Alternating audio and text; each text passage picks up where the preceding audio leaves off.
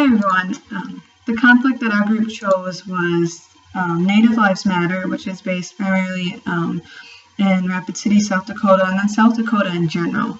So members of the intervention team that we thought to included a member of the tribal community who has a familiarity in mediation, a trained circle facilitator, someone trained in victim offender mediation, and then a team of investigators, which would include people from the justice system who have advocated for Native Americans, and then also people to conduct interviews, and this would include both community members and then Native Americans as well. And the community members would not be part of the justice system just based on suspicions and hard feelings Native Americans have towards those people for good reason. And then other specific people to address during this process would be leaders from Native American communities, representatives from the police department and the state, the offenders, the children who were abused, the girl who was tased, youth who were treated cruelly in the juvenile prisons, and then general community members from both parties. And then in terms of our kind of outline of intervention process, it's kind of a hodgepodge of the 13-step method, and then circle, and then victim offender mediation.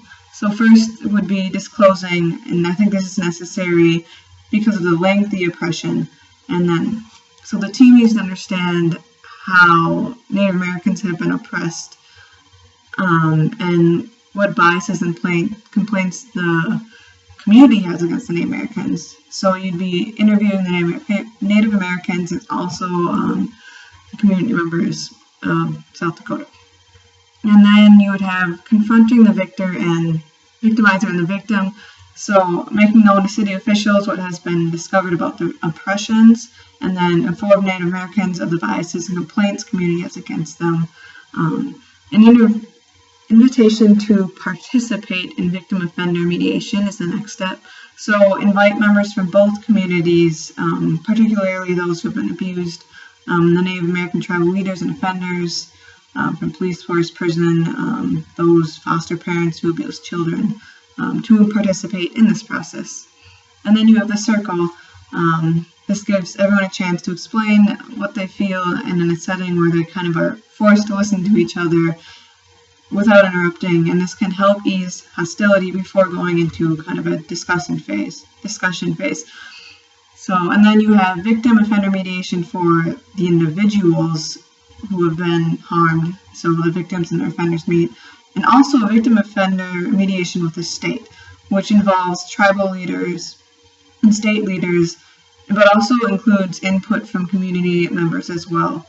And here you would identify specific harms, and this is where the investigators kind of come in and help with the broader harm, and then to develop a plan, and specifically a plan for how to ease the financial stress on Native American families, develop tribal family service programs, juvenile detention facilities, and drug rehabilitation centers on kind of the reservations, and then initiatives to facilitate cultural awareness, and finally hire more Native Americans and local police forces. I know I went a little over, but it's kind of a big issue, so it has to have a detailed plan. So thank you for listening.